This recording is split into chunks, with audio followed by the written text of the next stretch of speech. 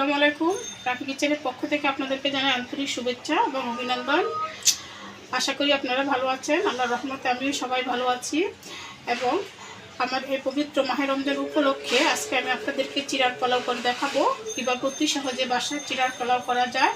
এটা অনেকেই জানেন, কিন্তু আবার অনেকেই জানেন না। এই জন্য আমি আজকে আপনাদের সাথে এটা অনেক সহজভাবে রেসিপিটা আপনার শেয়ার করলাম। একটা ফ্রাই প্যান বসিয়েছি, এখানে আমি রান্না করা রেগুলার সয়াবিন তেল দিয়ে দিচ্ছি পরিমাণ মতো। এখানে আমি ব্যবহার করতেছি সানফ্লাওয়ার তেল।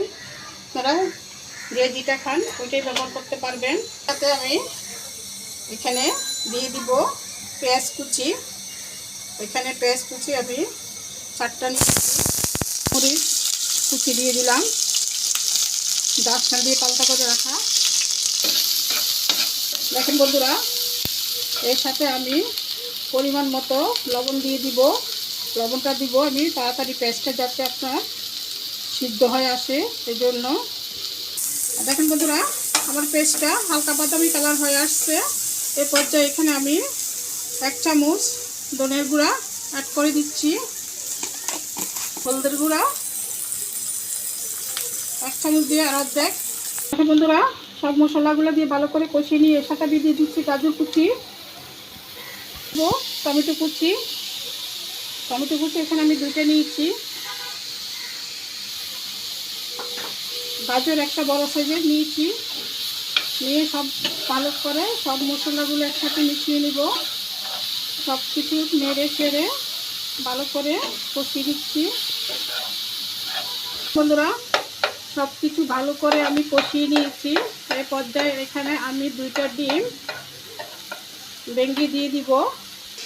আপনারা ইচ্ছে করলে ডিমটাও অন্য কিছুতে আপনারা ভেঙে জুড়া করে নিতে পারেন। আমি আর কোনো কিছুতে নিলাম না, একসাথেই করে ফেলতেছি।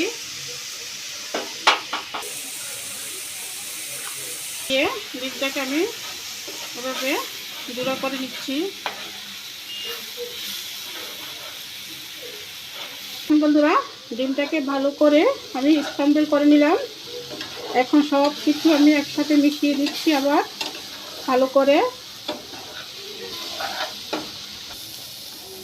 দেখেন বন্ধুরা, সব কিছু ভালো করে মিশিয়ে এ পর্যায়ে এখানে আমি আগে থেকে ধুয়ে চিরাকে রেখেছি। দেখেন আমার চিরাটা কীরকম জুরজুরা।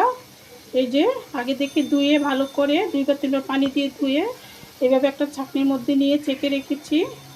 এই পর্যায়ে আমি এখানে চিরাটা দিয়ে দিচ্ছি। আমি আজকে আপনাদেরকে চিরার পোলাও করে দেখাচ্ছি। এটা অনেক সুস্বাদু খাবার, ইফতারের জন্য অনেক মজা হয়।